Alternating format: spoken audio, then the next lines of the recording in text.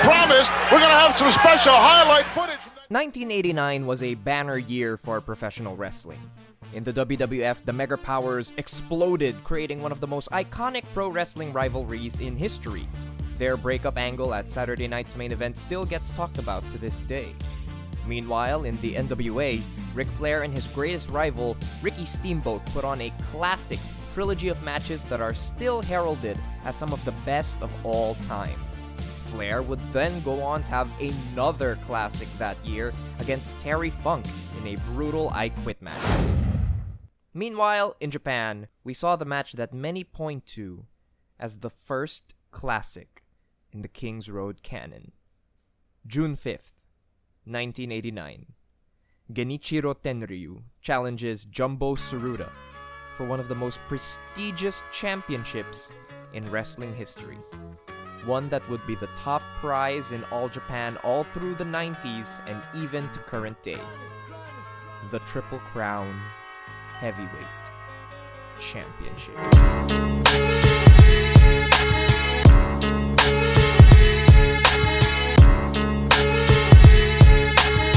For most of the 70s and 80s, All Japan Pro Wrestling acted as a territory of the National Wrestling Alliance, in the same way that Mid-South Wrestling or World Class Championship Wrestling did. As with the rest of those territories, All Japan recognized the current reigning NWA World Heavyweight Champion as the top champion within their company. NWA World Champions like Terry Funk, Harley Race, or Ric Flair would travel around the world defending their title in various NWA territories, All Japan included. As with any other NWA territory, however, All Japan had its own regional championships that got defended in big matches when the NWA World Heavyweight Champion wasn't in town. Chief among those was the PWF Heavyweight Championship, created in 1983 and most closely associated with All Japan founder Giant Baba. Membership to the NWA also granted All Japan access to two other championships that gained top status within the company. The NWA International Heavyweight Championship, which traced its lineage all the way back to Lou Thesz in 1957, and the NWA United National Championship, which was created in 1970. On March 9, 1988, the PWF Heavyweight Champion Stan Hansen defended his title against the NWA United National Heavyweight Champion Genichiro Tenryu. Both championships were on the line, ensuring a double champion would leave the ring after the final bell. After a hard-hitting back and forth that saw Hansen dish out the lion's share of the offense, Tenryu was able to sneak in a small package to eke out the victory and claim both championships. On July 27th later that year, Hansen and Tenryu would face off again in a rematch for both titles. This time, Hansen would get the jump on Tenryu, battering him with the championship belts as he made his entrance to the ring, busting Tenryu open. Although Tenryu mounted a few hopeful comebacks, the damage had been done far too early on. Hansen lariats Tenryu down to the floor to get a dominant countout victory in both titles. As 1989 arrived, the NWA's influence on the wrestling world began to wane. The World Wrestling Federation's popularity skyrocketed, and Vince McMahon's predatory buying out of smaller territories in the States severely diminished the NWA's power. As such, Giant Baba, the head booker and founder of All Japan, decided that he needed to prepare for a future independent of the NWA and their top champion. This meant creating a championship that he could promote as the top title held by the best wrestler in the world. This brings us to April 18th, 1989. In one corner, the NWA United National Heavyweight and PWF Heavyweight Champion, Stan Hansen. In the other, the NWA International Heavyweight Champion, Jumbo Tsuruta. Tsuruta was the ace of All Japan all through the 80s, a former Olympic wrestler and the successor to Giant Baba's place as the top native worker in All Japan. The match proceeds with a simple formula. Tsuruta wants to wrestle, and Hansen wants to brawl. Hansen gets his best momentum and continued offense when brawling with Tsuruta and taking him to the outside. He even seems to be dominating proceedings until a simple mistake allows Tsuruta to get a roll-up and a 3 count. With this win, Tsuruta unified all 3 championships that were on the line and became the first ever All Japan Pro Wrestling Triple Crown champion. The Triple Crown will be at the heart of many of the matches we will be discussing going forward.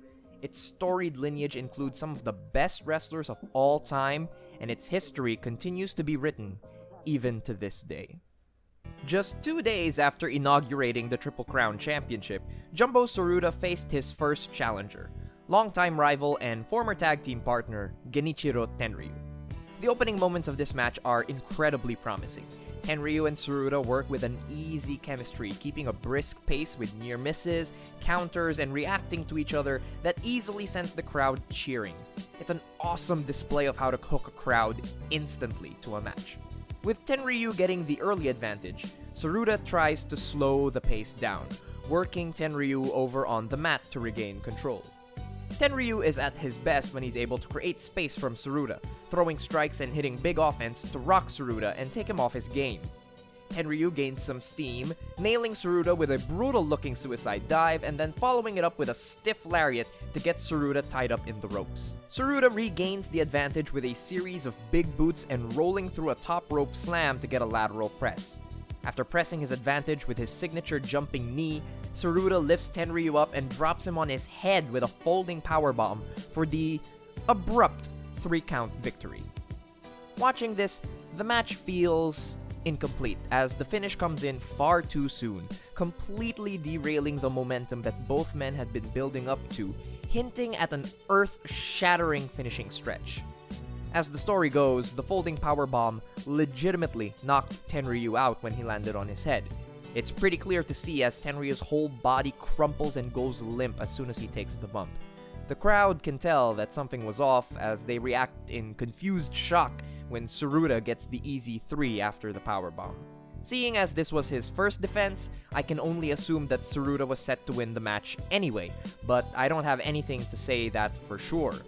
What's clear, however, is that there is unfinished business between these 2 men and the Triple Crown. Woo! And so now we've made it. Finally! We're at the match that we came here to discuss. Tsuruta versus Tenryu in a rematch for the Triple Crown. The stakes are high and the setting is huge. Where their first Triple Crown match was wrestled in Osaka, this match is situated at the heart of All Japan's territory, Tokyo, inside the Nippon Budokan. The crowd is red hot and fired up for a big-time title match. The bell rings, and again we see that magical chemistry these two have as Tsuruta goes for and misses his signature knee strike, and Tenryu fires back with a bridging German suplex for the 2. Tsuruta is notably flustered by Tenryu drawing first blood, arguing with the referee and turning to the crowd for reassurance. Tsuruta would do this multiple times in the match, losing more and more of the crowd each time as they turn to Tenryu as the sentimental favorite. Again, Tsuruta tries to slow down the match by taking Tenryu down to the mat, wearing him out with a Cobra Clutch variation as well as with hard clubbing blows to the back. Meanwhile, Tenryu uses his chops and explosive lariats to regain the advantage on Tsuruta. It takes a well-placed elbow right to the ear of Tenryu to bring the advantage back to Tsuruta. He tries and fails twice to hit a backdrop suplex on Tenryu. At this point, Tsuruta starts bombing Tenryu with major offense. A huge lariat forces Tenryu into the ropes to avoid a loss. A neckbreaker drop, which Tsuruta inherited from Baba, gets a 2 count. 3 brutal second rope knee drops to the head requires more rope breaks. It's clear that Tenryu is almost done. He's gone to the ropes multiple times now, not having the energy to kick out. Tsuruta nails his Thez press or jumping body scissors finisher. He's bombed on Tenryu for long enough that nailing his finish will be enough to end this match. It's over for Tenryu. The referee counts 1, 2, Tenryu kicks out.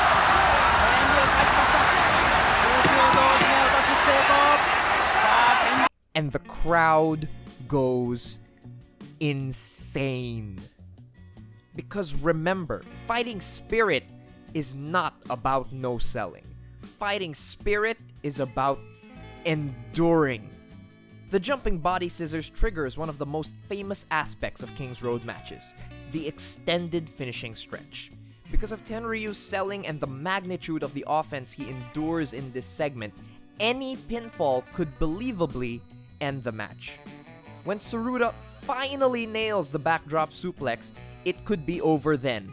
But Tenryu kicks out, to a huge reaction. Then, a brush with hope. Tenryu grabs Tsuruta coming off the ropes and flapjacks him into the top rope for a 2 count. Tsuruta is still in control though. A brief mistake can't derail the ace quite yet. He continues his offense, even hitting his jumping knee from the top rope. A quick dodge and an enziguri allows Tenryu to sneak a small package. As we saw earlier in this video, he's won championships with this pinning combination before, but he only gets a 2. Again, Tsuruta is still in control, but not by a lot. Tenryu is gaining strength with each counter, getting closer and closer to overtaking Tsuruta. You can actually pinpoint the exact moment in this match when Tenryu overtakes Tsuruta. Tsuruta plays to the crowd, his insecurity driving him to seek their approval before he charges in for a lariat. The brief distraction gives Tenryu enough time to dodge Tsuruta's charge and knock the ace throat first into the ropes. Now Tsuruta's on the back pedal. Tenryu nails an enziguri, then a glorious folding powerbomb. It gets a 2. The ace won't go down that easy, but maybe just one more. Tenryu grabs Tsuruta and drives him down with another folding powerbomb. 1, 2, 3. This is one of the key differentiators between King's Road false finishes and modern-day false finishes. What makes King's Road false finishes so believable is that at any given time, you can understand which of the wrestlers is behind the other. Where modern-day wrestlers drop their sustained selling and finishing stretches, essentially bringing both wrestlers back to the same level, the All Japan wrestlers make sure to clue you in as to which wrestler is in the lead at any given time. And one spot or brief comeback isn't enough to let a wrestler overtake their aggressor. It's a slow, earned process, thus making the moment they overcome even sweeter, as it's the reward to a long struggle. More than that, the match is paced such that everything after Tsuruta nails the jumping body scissors is unknown territory for the fans. Tenryu had already taken a beating, and to see him endure past one of Tsuruta's finishes meant that any of the deadly offense he took could have put him away. There are 4, 5, maybe even more legitimate moments in this finishing stretch where the match could have satisfyingly ended. The fact that they sustained the energy and attention of the crowd for so long after a series of false finishes is a testament to how layered and brilliant this match is. This is one of those matches that only ever gets better with time. I'll admit that when I first watched it many years ago, I didn't quite get it. But with every viewing, the more I noticed the little narratives and nuances that Tsuruta and Tenryu had built into the match. This wasn't just two wrestlers trading moves. It was them telling the story of one man overcoming the top wrestler in Japan bit by bit until the ace fell. Watching it in the context of the previous matches that brought the Triple Crown together also makes it a glorious climax to the genesis of one of the most important championships in wrestling history. Is it a shock that I give this one 5 stars? Probably not. And I'll be giving much more of that rating down the line. Watching this match, you wouldn't be blamed for thinking that Tenryu was being set up to be the next ace of All Japan to carry them into the 90s. And perhaps that might have been the plan at the time. But Tenryu was not long for the company. He would drop the Triple Crown back to Tsuruta in October before leaving All Japan in April of 1990 to form Super World of Sports and then later Wrestling and Romance. With an aging ace and an exodus of talent, Baba was in need of a new generation to carry the company on their backs. Luckily for him, the next All Japan hero was already with the company, just waiting for a chance to break out. Hey everybody, thank you so much for watching this video. If you guys enjoyed, please don't forget to leave a like down below and hit me up in the comments. Tell me which of the 1990 Kings Road matches you want me to talk about. I'm likely sure about already 2 or 3 that we'll definitely have to do, alright? Don't forget to share this video with all your friends, subscribe to the channel, hit the notification bell. Thank you all so much for watching. If you guys want to see some live Philippine stand-up comedy, find me on facebook.com/TheJosephMontecillo. You guys are great. Thank you, and have a good one.